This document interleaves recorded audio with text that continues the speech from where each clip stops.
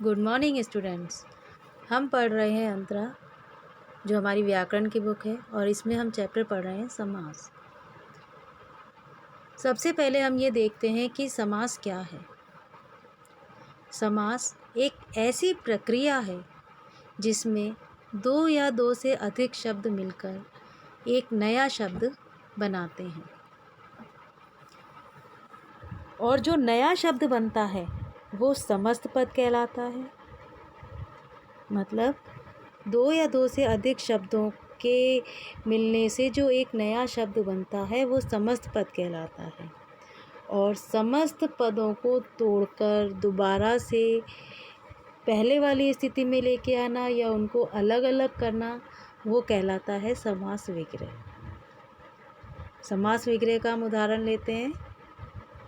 तीन है लोचन जिसके, या तीन है जिसके लोचन, ये विग्रह है और समस्त पद बना इसमें त्रिलोचन। अब हम पढ़ते हैं समास के भेद। समास के 6 प्रकार होते हैं: अव्ययीभाव समास, तत्पुरुष समास, द्विगु समास, कर्मधारय समास, द्वंद्व समास और बहुब्रीहि समास। सबसे पहले हम अव्ययीभाव समास के बारे में जानते हैं कि वो क्या है। अव्ययीभाव समास के बारे में जानने से पहले आपको शब्द जो अव्यय है उसके बारे में जानना होगा। अव्यय शब्द वैसे तो हम आगे पढ़ेंगे चैप्टर इसका, लेकिन मैं बता देती हूँ कि अव्यय शब्द वो होते हैं जिन पर लिंग वचन कारक काल का कोई प्रभाव नहीं पड़ता। जब हम इनका प्रयोग वाक्य में करते हैं तो इन पर लिंग वचन कारक काल आदि का किसी प्रकार का कोई प्रभाव नहीं पड़ता। जैसे ये हैं उसी रूप में ये हर वाक्य में प्रयोग होते हैं। ठीक है, तो अव्यय शब्दों को हम अविकारी भी बोलते हैं। तो अव्यय शब्द या अव्ययीभाव समास में पहला पद अव्यय होता है और दूसरा पद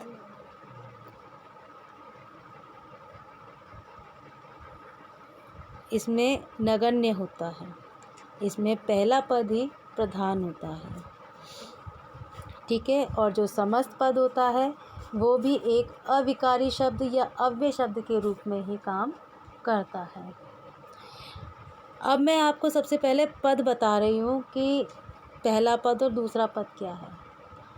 समस्त पद हमेशा दो पदों के योग से बनता है, उत्तर पद और पूर्व पद। उत्तर पद होता है बाद वाला और पूर्व पद होता है पहले वाला शब्द। ठीक है, तो पहले शब्द पूर्व पद और दूसरा पद उत्तर पद, इस तरह से दो पदों के योग से बनता है समस्त पद। और अव्ययीभाव समास में पहला पद ही प्रधान होता है और वो अव्यय होता है।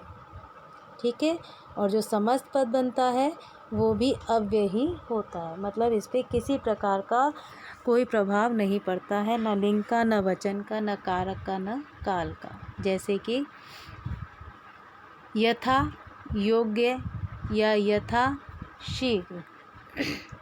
तो यथा जो शब्द है इस पर ना लिंग का प्रभाव पड़ेगा। मतलब पुल्लिंग में यदि यथा शब्द लिख रहे हैं तो स्त्रीलिंग में भी यथा ही होता है।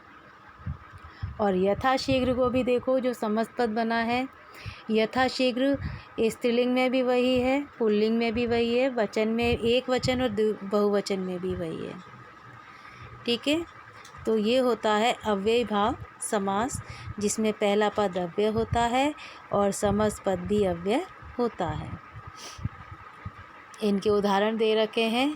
निःसंदेह, इसका विग्रह है संदेह से रहित, यथाशीघ्र जितना शीघ्र हो, प्रतिदिन हर दिन।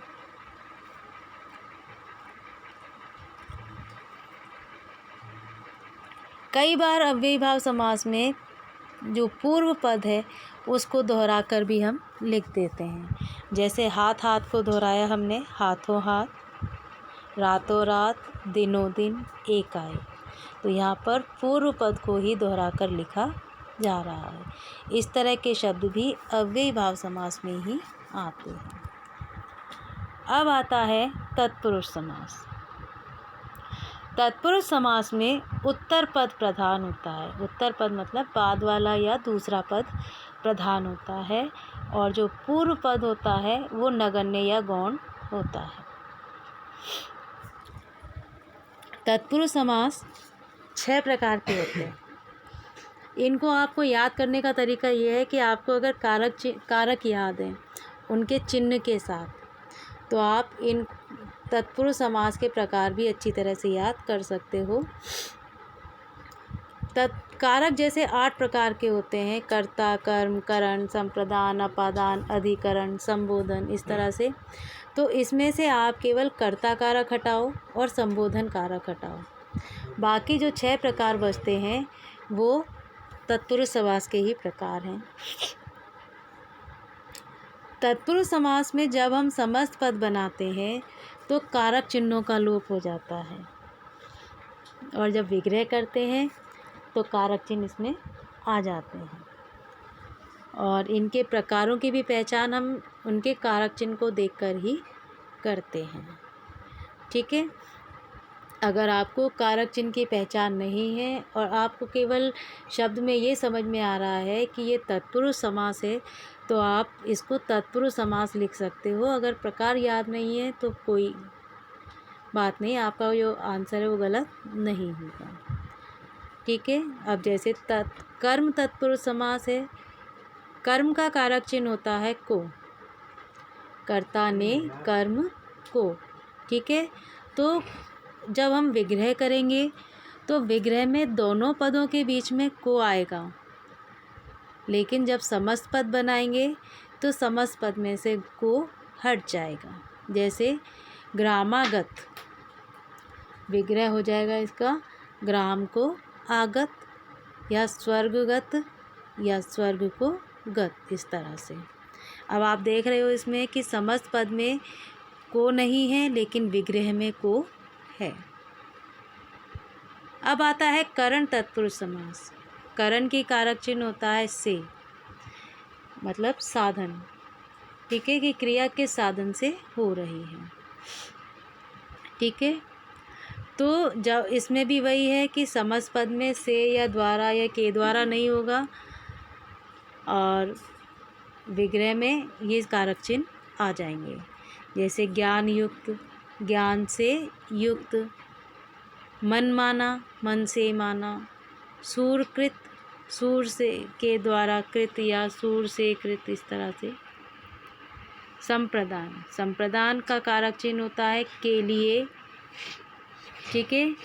तो यहाँ पर जब हम समस्त पद बनाएंगे तो के लिए हटा देंगे, और विग्रह करेंगे तो के लिए इसमें लगा देंगे। क्रीड़ा क्षेत्र, ये है इसका समस्त पद, और विग्रह करेंगे तो आ जाएगा क्रीड़ा के लिए क्षेत्र। इसी तरह से पाठशाला, पाठ के लिए शाला। अब आता है अपादान तत्पुरुष समास। अपादान का मतलब, अपादान का कारक चिन्ह होता है से, और से का मतलब है यहाँ पर अलग होना। ठीक है। एक तो करण कारक में से आया और एक अपादान कारक में से आया, लेकिन करण कारक का से है साधन, कि क्रिया किस साधन से हो रही है, और अपादान का से का अर्थ है किसी से किसी चीज़ का अलग होना। ठीक है। तो इस चीज़ को ध्यान रखना। इसमें भी वही है कि विग्रह करेंगे तो कारक चिन्ह आएगा, और समस्त पद बनाएंगे तो कारक चिन्ह नहीं आएगा। जैसे गुणहीन, ये समस्त पद है और विग्रह इसका हुआ गुणों से हीन। धनहीन, यहाँ पर देखो गुणों से हीन, जो व्यक्ति के अंदर से हैं गुण निकल चुके हैं, अलग हो गए हैं, तो वो गुणों से हीन हो गया है। संबंध, संबंध में का, के, की, रा, रे, री, ना, ने, नी, ये होता है। तो जब समस्त पद बनाएंगे तो इनका लोप होगा, और विग्रह करेंगे तो ये आ जाएंगे। जैसे देव माता, देव माता कौन है? देवों की माता।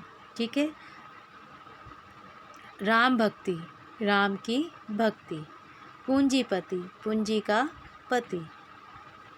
अधिकरण, अधिकरण का कारक चिन्ह होता है में और पर, कि क्रिया जो है वो किस पर हो रही है या किस आधार पर हो रही है, वो अधिकरण में आता है। और कारक चिन्ह है में या पर। ठीक है, समस्त पद बनाएंगे तो में और पर का लोप होगा और विग्रह करेंगे तो ये शब्द इसमें आ जाएंगे। जैसे आप बीती, आप पर बीती। घुड़सवार, घोड़े पर सवार। ठीक है, नीति निपुण, नीति में निपुण।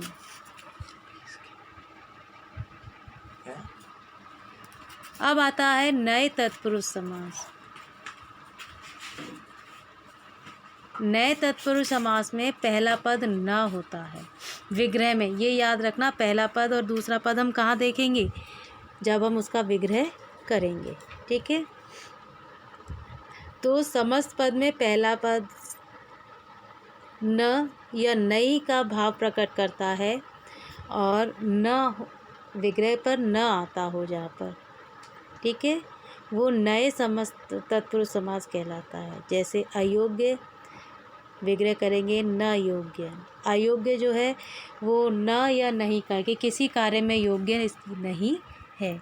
ठीक है, अन्याय, अन्याय मतलब न्याय नहीं हो रहा है, वो अन्याय। अज्ञान, इसमें ज्ञान नहीं है। तो सभी में न या नहीं का ही बोध हो रहा है। ये होता है नए तत्पुरुष समास। ठीक है, अब आपके जो क्वेश्चंस आते हैं वो यही इसी टाइप के ही आएंगे। या तो पूछ लिया जाएगा कि कौन से समास में कौन सा पद प्रधान है, या किस प्रकार का है, विग्रह क्या है इसका, समस्त पद क्या है इसका, इस टाइप से ही आएंगे ये क्वेश्चंस। तो आप इनको अच्छी तरह से कर लेना। और आपका होमवर्क है कि आप तत्पुरुष समास तक अपनी कॉपी में उदाहरण के साथ करेंगे। समास की परिभाषा, समस्त पद की परिभाषा, समास विग्रह की परिभाषा और अव्ययी भाव और तत्पुरुष समास के प्रकार भी आपको लिखने हैं। ठीक है।